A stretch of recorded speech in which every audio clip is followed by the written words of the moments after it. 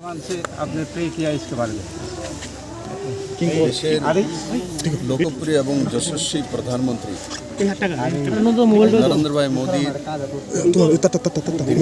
কামনা করার জন্য আমি আমাদের এই প্রতিষ্ঠিত মেহেরকালী মন্দিরে এসেছি, মায়ের কাছে প্রার্থনা করেছি।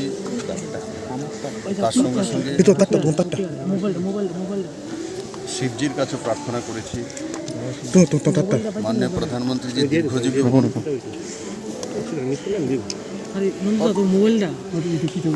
ভারতবর্ষের জনতার জন্য যেভাবে উনি কাজ করে যাচ্ছেন সেটা যাতে প্রভাবমান উনি করতে পারেন, আমরা যাতে ওনার আশীর্বাদ পেতে পারি।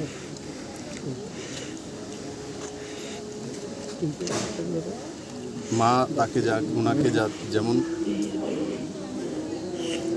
সুন্দর এবং সুস্থ রাখে সেটাই প্রার্থনা করেছি। আর তার সঙ্গে সঙ্গে যেটা পাঞ্জাবে ঘটেছে কংগ্রেস শাসিত রাজ্যের মধ্যে,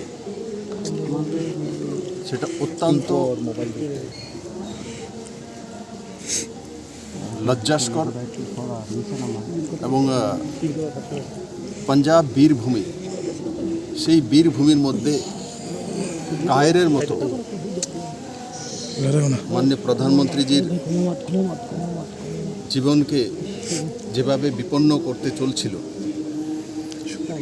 সেটা ভারতবর্ষের সাধারণ মানুষ কোনোভাবেই মেনে নেবে না। এবং পাঞ্জাবের বীরভূমি থেকেও তার জবাব নিশ্চিত পাঞ্জাবের সেই কংগ্রেস সরকার পাবে।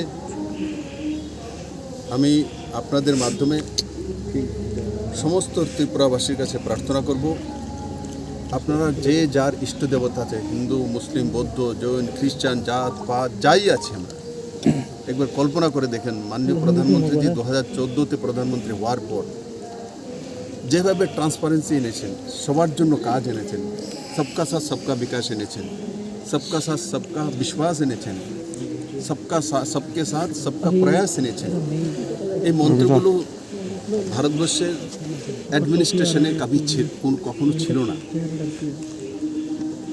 এগুলো নরেন্দ্র ভাই মোদী এনেছে।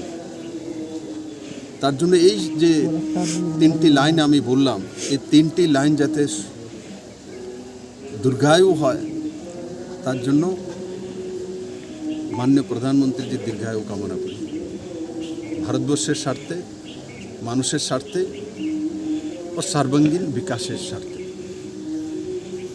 আমি আশা করি গতকালকে যে ঘটনাটা পাঞ্জাব কংগ্রেস সরকার ঘটিয়েছে তার যোগ্য জবাব ভারতবাসী দেবে এবং কায়রতাপূর্ণ যে আচরণ করা হয়েছে, যে ষড়যন্ত্র করা হয়েছে, তারও সঠিক জবাব আমার 37 লক্ষ ত্রিপুরাবাসী দেবে এবং ভারতবর্ষের বাকি প্রান্তের মানুষও নিশ্চিত তার সঠিক উত্তর দিতে সক্ষম হবে।